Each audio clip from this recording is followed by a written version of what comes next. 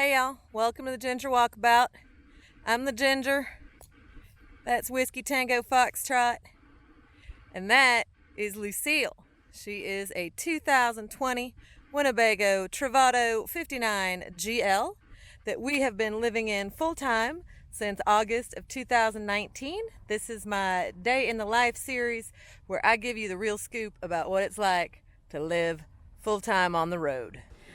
Hey y'all, welcome to Ginger Walkabout. So if you haven't figured it out by now, I've been out of Lucille for a little bit, been off the road. So let's talk about how the van does as a daily driver, as a shutdown vehicle, as I'm just not using it right now. She just parked in a driveway, hanging out. I haven't even driven it in a few days. And we'll get into that. So, this is it. This is my darkened van. I've taken some stuff out. And the electricals have been completely off. The whole Volta system is off. It's hot here, so my cover for the fan that was, just stuck on there with the little Velcro sticky things, that fell off. Has been down there just so I don't step on it. Things have moved around a little bit. The other thing, of course, that you're going to want to do is, if you're not going to have electric on, obviously you're going to shut down your refrigerator and your freezer, and you're going to let those defrost. And when you do that, I would strongly suggest you put some towels down there on the floor to catch any water that comes out, because if you're at an angle like I am, or you got a lot of frost up here on the little coil thing, then this little tray ain't gonna be able to catch all the water. So anyway, the fridge has been defrosted, the freezer, and the electricals have just been totally off, because I have not been using her. All the shades are up. I haven't been using the front window shade because it's just easier to use that foldy one for me. But anyway, got my van made shades. So she's been locked up. She's been locked down. And I'm starting to think about getting ready to go back on the road. So I'm going to start to get her going again. Alright, so the first thing I'm going to do is turn the electricals on. And that, of course, with the Volta system, is just the push of a button. There she goes. And of course, because she's been off, she's, at 95%. You can hear everything come back on. So, let's check my tank levels. Haven't looked at those in a while. Alright, yep. Sounds reasonable. I've used the toilet a couple times out running around. There is a pandemic. It's really nice to have your own bathroom during a pandemic. In your, basically, what is just your regular daily driver car. Alright, power's back on. Alright, so I'm sitting back in the van. This is kind of nice. I got the air conditioner on. Because it's hot as blazes still here. I'm in Texas. At my rent house.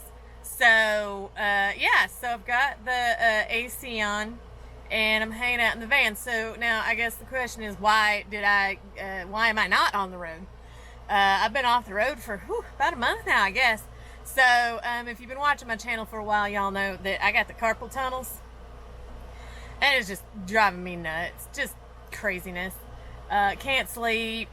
Fingers are numb all the time. So anyway, I came back to Texas to do a few things, and one of those was to get my carpal tunnels taken care of. So this one, I don't know if y'all can see that little scar right there. That one I got done a week and a half ago, and then a week later I had the other one done.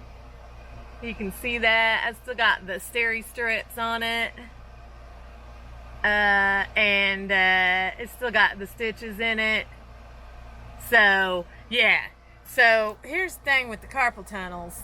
When you have the surgery, it's a very short surgery, but the recovery time, I'm fine movement-wise, but pushing or pulling, gripping and turning, like, do not ask me to open any jars right now. That would be a mistake.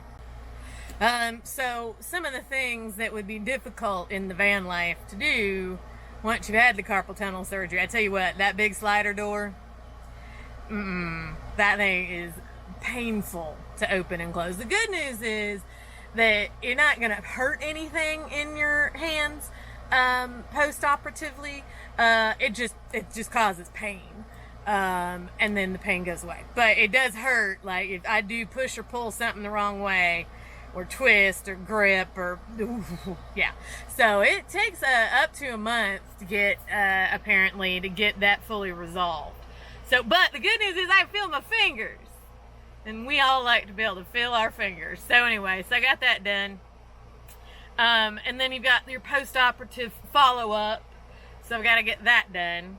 So yeah, I mean, these are the things that take you off the road as a full-timer, right? Your medical stuff.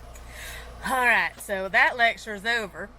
So now, using the van as a daily driver, she's delightful. As I've said before, I love driving the van. So for me, getting to just drive her to the grocery store, doctor's appointments, whatnot, is an absolute joy. I have no issues. Now, she does generally fit in a parking space. I'm in Texas, so we tend to have some bigger parking spaces and parking lots just because everybody here got a big old pickup truck. I park further back in the Walmart parking lot. I park in the back of the grocery store. I don't try to park right up front because why? What? Everybody in such good shape you can't walk a little bit? Park your butt in the back and walk. You'll be fine. Anyway, so yeah, I mean, like I said, I usually don't even turn on the Volta system, the electrical in the house, if I'm just running errands. I just leave it off. I mean, if I want to run something in the back, like the AC or the refrigerator or whatever, I wouldn't hesitate to turn it on, and exercise those batteries a little bit up and down. So yeah, no, having her as a daily driver has been the only thing I will say is, yeah, I mean, she guzzles some gas. She's not the most efficient on the gas mileage, but other than that, daily driver, no issues.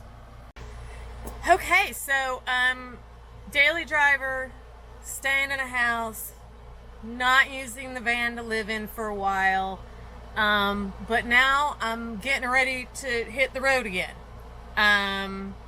So I gotta get her back up and going, right? So it doesn't take much. Obviously, I turned the electric on. I'm on battery right now, sitting in the driveway, with the AC on. But I do want to get the fridge and freezer back on. And you need at least 24 hours of those being on to get them cooled back down. And given it's going to be, 90 degrees out today, it's probably going to take longer than 24 hours, especially turn off, once I turn off the AC when I'm not in here. So I'd say if you're in a hot climate and you're not going to be having the AC on in the van while you're getting ready to leave, then you're probably going to want more like 48 hours to get that fridge and freezer back down to where you want it to be. Now, as everyone has discussed, solar probably not going to keep up with the batteries on this rig. Maybe it would with just the fridge and freezer on and everything else turned off. But I'm, no reason to test that at this point. So I am going to plug in to the house. Now, I'm here, my rental house is just a regular old tract home. It's a, 5 or 6 years old. So we're definitely going to have to bring the power consumption down, because we're going to be plugging into like a 15 amp circuit. And I will say that to date, I have blown the breaker on every house I've ever plugged into, because I'm still trying to get the amps and the power control system and all that on the right settings, so I don't do that. So I'm gonna try, I'm gonna bring it down, because all I'm trying to do is compensate for the refrigerator and freezer, and just keep the batteries topped off with only that on. But I'm still gonna bring my max branch amps down to like the minimum, which I think is 5. Just because I know this house, and I know what my tenants got all sorts of things plugged into, and so I'll be lucky if I can get 5. So we're gonna give it a shot. Now, Scott over at Go Small Live Large, shout out my Travato brother. He has a great video on changing your max branch amps that I watch every time I'm gonna do it. So I link that here, and you can go watch his, because he explains it perfectly. You don't need me to do that, but yeah, I'll show you what I end up getting down to. Alright, so let me show you what I got going on here. Let's see if you can see that. The inverter's on because the AC is on. And I got my max branch amp set at 5. And then down here, you can scroll through here, and the lowest you can go here is 15 amps. Alright? So that's where I'm set. So now, I'm gonna go try to plug this girl in and see if we pop a breaker or not. This will be interesting. Because that is absolutely where one needs the outlet to be. Whatever. Electric extension cord. I'm into my surge protector. My surge protector is happy. So now we're going to plug in the van. See what happens. Okay. It's plugged in. And the blue light of happiness is on. Tuck that stuff in the garage so as to prevent the local children from messing with it or stealing it potentially. Alright. The blue light of happiness is on the van. We have electricals. Now here's what's going to be interesting. Let's actually try to run something. Here's the real test. Air conditioning. I'm going to put her on low cool. Let's not get crazy. Alright. So far, so good. Now I'm going to be using, obviously I can just look at my little button up here, but I've also got the app on my phone. So I'm really interested to see how much electricity we got working for and against, and if we're staying up to snuff. Alright, so here's my Volta app, my Bluetooth app. See that little electrical symbol? That means I'm on shore power. My battery is at 90%. And right now I'm at a positive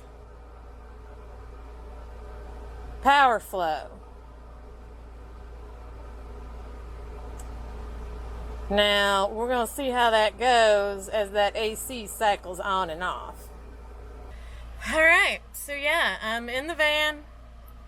The AC is on. I'm plugged into the house. So far, so good. Like I said, I'm going to keep an eye on this Volta app. See what happens. But yeah, so far, so good. I'm going to, like I said, I'm going to keep checking it. Now, obviously, once I'm out of the van, once I'm done doing the stuff I want to do in here, then I'm going to turn the AC off and the refrigerator on, and that's not going to take that much juice. So I would imagine that if all systems are go with the AC on, then I'm probably pretty good if I'm just got the refrigerator on. And then I can also turn off the inverter, which we all know also has a parasitic draw on the batteries. So yeah, I think if I can run the AC on my little 5 amps of max branch amps, and I haven't popped the breaker in the house yet, that so far so good. All right, so it's been a couple of hours. I finished what I needed to finish in the van. The refrigerator and freezer are back on and beginning the cooling process. The AC is, of course, off because I'm no longer in the van. And so far, we have not popped a breaker. So that's positive. Let's see what power consumption is doing. So this little Bluetooth app is pretty good. It has decent range. So we're up to 93%. And we, of course, have a good positive power flow, fluctuating a little bit. But yeah, so I think just to have the van plugged in, just to keep that refrigerator and freezer going, we're doing just fine. No breakers blown yet. Maybe I've finally found the secret.